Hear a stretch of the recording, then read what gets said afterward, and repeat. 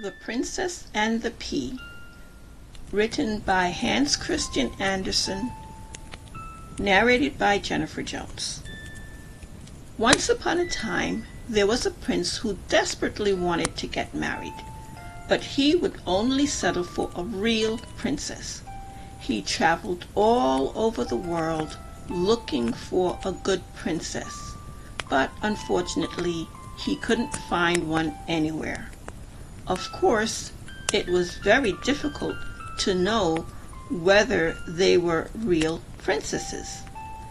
After another long search, he returned home alone.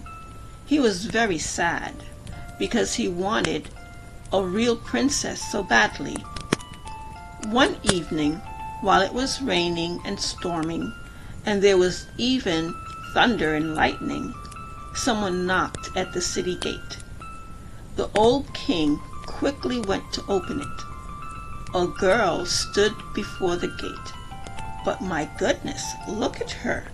Rain was dripping from her hair. Her clothes were dirty and soaking wet, and her shoes were filled with water. Yet she said she was a real princess. Well, we'll find out soon enough, I'm sure, thought the old queen as she let the girl in. She said nothing more and went to put the bedroom in order. At the very bottom of the bed, she put a pea. Then she put 20 mattresses on top of the pea and 20 more down blankets. And in that delightfully soft bed, the princess had to sleep. The next morning, the queen asked curiously whether the princess had a good night's sleep, but the princess said, "It was terrible. I had scarcely closed my eyes all night. Heaven knows what was in my bed. I was lying on something hard, and now I have bruises everywhere. It's awful." But this is how the king and the queen knew for sure that she was a real princess.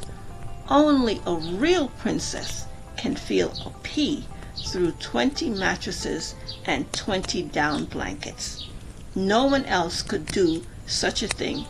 Nobody but a real princess.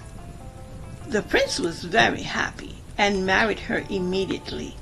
After all, he now knew for certain that he had found a real princess. And the pea? It ended up in the Royal Museum, and you can still see it there today. That's the truth. That is, if nobody has stolen it.